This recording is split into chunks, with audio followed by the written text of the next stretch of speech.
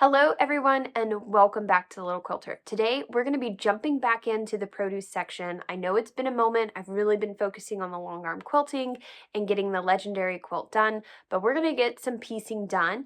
And what better way to do that than with the produce section? We're going to be working on month 10 of the produce section by Elizabeth Hartman. Month 10 is going to be the watermelon block.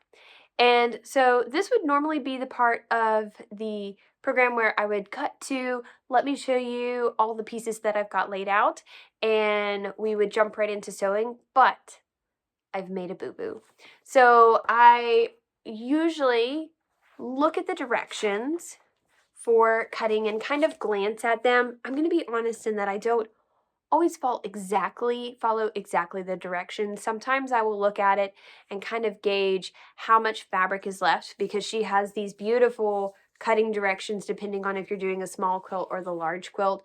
And you can kind of see, how much fabric is kind of left to give you an idea of how detailed you need to be on that. And then also sometimes when I'm cutting my fabric, I'll have leftover pieces and I'll use those pieces to cut down that block to try and save some of the fabric. Well, this time around, that was a problem. So I was given pretty much the right amount to cut the fabric, but then I made a mess up cut on one of them. And so I ended up cutting one of the blocks about 1/4 of an inch too short. And instead of then cutting the larger block to make sure I would have that, I cut the rest of the smaller blocks and ended up with an issue where my block was not quite big enough. So I was supposed to have a block that was this big. I basically ended up with a block that is this big. So you can see there's a bit of an issue there. I was like, oh man, I'm gonna have to order some fabric. And I guess maybe I could still order fabric, but I've got all the rest of this cut and I wanted to just get into sewing. So I was looking at it, trying to decide this fabric right here. So this piece is gonna end up being sewn, so a diagonal seam, and we're going to cut it off. So you're only going to get this 1/2 of it. So I was looking at it, and what I've decided to do is I've sewn an extra scrap piece on. Now, I know this, for some people, this is a huge no-no, and they would just go and purchase more fabric, but I hate it to likely have to go online to find this fabric. When you go online, you usually can't purchase a really small amount, so you'd have to purchase a large amount. Also, some quilt kits will come with extra fabric, or you can purchase a mess-up kit, basically. And so they'll send you just, several blocks of fabric. So if you do what I've done right here, you can just go pull that fabric out and use it. I didn't purchase this, and I don't know if they even offered it where I purchased this. So I purchased my quilt kit from the Quilt Spot in J, I think. I've got it linked down below, so if you want to look there, you're certainly welcome to look there. They've got lots of quilt kits, but that's where I purchased it from. I don't even know if they've offered a scrap part for doing a quilt kit. I've never actually purchased one, to be honest, whenever I've done a quilt kit, and I've never had a problem until now. And so I definitely kind of messed up. But what I've done to fix this is I've added this strip. And so what I just have to do is I have to make sure that when I do my diagonal seam, I'm cutting off this portion, because basically I'll end up with just this little bit right here that will be left on the quilt. And yes, that means there's this extra seam here, but we have to remember that whenever I put this on the long arm quilt, I'm going to quilt all over it. And potentially I could do a design that incorporates the seam so that it looks and fits a lot better. I don't know how this is going to fit with the end of the block, so I'm not sure on that end, but I'm not really worried by this. I think this is just going to help me to finish the block, and you know what? I'm using the scraps and the mess ups, so I'm okay with it. Now, I only did it to 2 blocks out of the whole thing. So the rest of the blocks I just needed enough for 2. So I have 2 mess up blocks that I'm going to be using on one of the blocks. The rest of them will look just fine. So I just need to make sure that I don't mess up again with this color, because I definitely don't have enough to fix it now. But this is just something to think about. You know, if you have a mess up, maybe look at how this piece is going to be used. Can you add some of the scraps that you have on, or do something to be able to keep going without having to buy fabric? And always don't get too worried about it, because remember, you're going to quilt over the top of this. You're going to have quilting all over it. And this is a super busy quilt. I mean, look at this. It's a gorgeous, so fun quilt, but there's going to be so much going on here. Nobody's going to notice that one little half of an inch that has a random seam there. So this is what we're doing. This block right here, we're going to be doing the watermelon block. Let's go ahead and jump into it and get this thing sewn.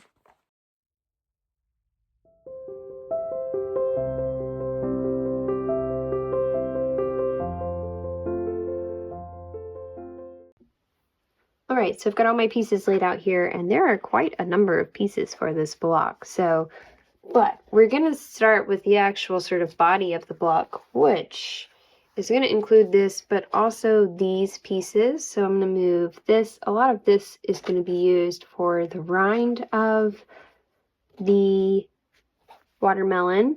So we don't need those quite right now, but I need these. And I'm basically just going to lay this out. Again, we're making 4 of each. And so I've got my end pieces. And then again, we'll split these into 4. And these pieces. And then we'll make our 4 rinds. Or not rinds, the meat. I think it's the meat of the melon. There we go. All right. And then we'll have this piece that'll come together here. Isn't it always interesting, like, how much that 1/4 of an inch takes up when you sew a 1/4 inch seam? You know, because you look at this and you're like, man, this is like way bigger than this piece, but it'll all come together. So let's get that sewn.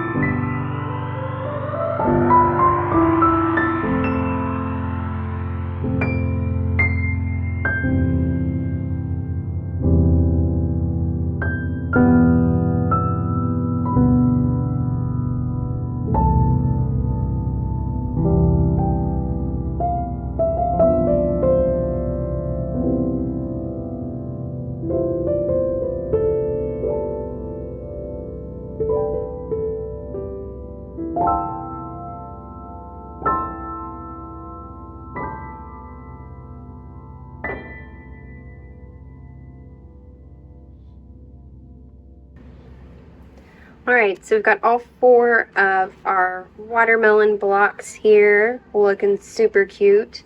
I don't know why, but I really love this design. I don't know, it just, something about it is really fun and just makes me want to smile. So Okay, so now for the big part though. So as you guys know, at the beginning of the video, I had messed up, and instead of having enough fabric to cut these, I ended up with two that look like this. So we're gonna go ahead and lay those out and see if we can sew them. Now this is gonna be a diagonal seam, just like this square here. So whatever is left here, nope, see, that's why you gotta think through this. Whatever is left here is what's gonna be cut away, right? So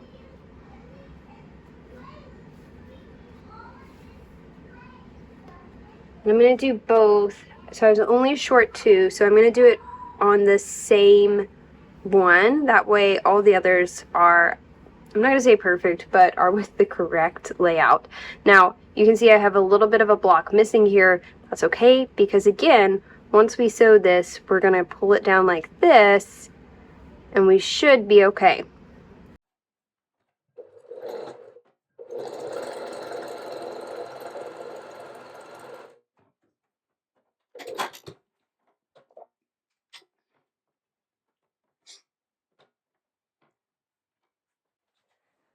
Okay, so I have got half of them done. I've gone on to the next step, but this one is one that has the blocks cut correctly. And now we're gonna see if this is gonna work out the way that I thought it was, and we've got the one that has the block that's a little bit short. So let's jump over and go ahead and cut this. All right, we're gonna set our mat up here, and we'll do the one that worked properly, or that's cut properly. We'll just go ahead and cut this one first.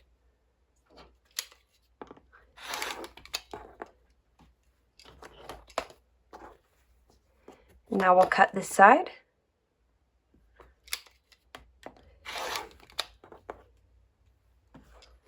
All right, now here is our short block. So you can see we have it faced properly because when we fold it over, we're going to have the whole piece of fabric. Instead of, if we had sewed it the wrong way, when I folded it over, you would have a missing square.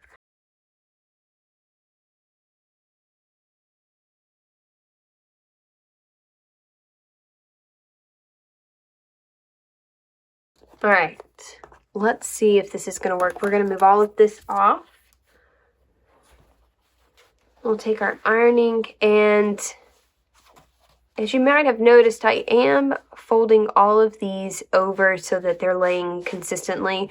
The reason I don't, whenever you start doing multiple diagonal seams, so the reason that I don't iron them open is it just starts to get really bulky in some of these parts.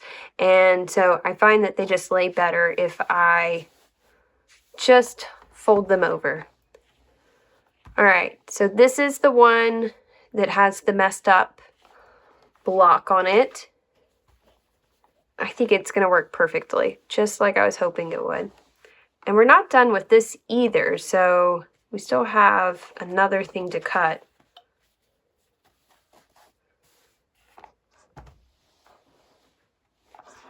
Right.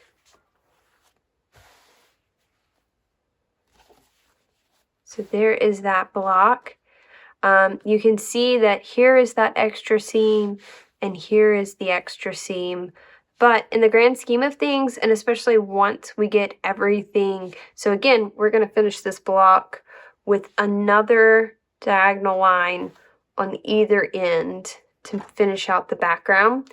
And so even then, especially over here, you know, we're going to have even less of that showing. So let me move this aside, and then I'll show you what the block looks like if you had basically done this correctly.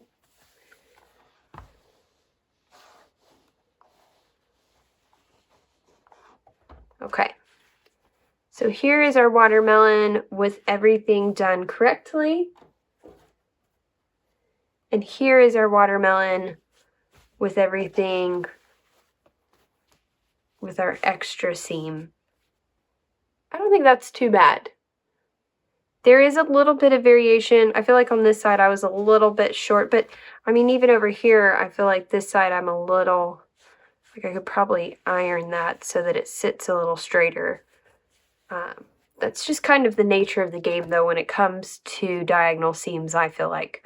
All right, let's go ahead and put the rest of these background pieces on, and then I believe there's one background piece that's just on the side of it.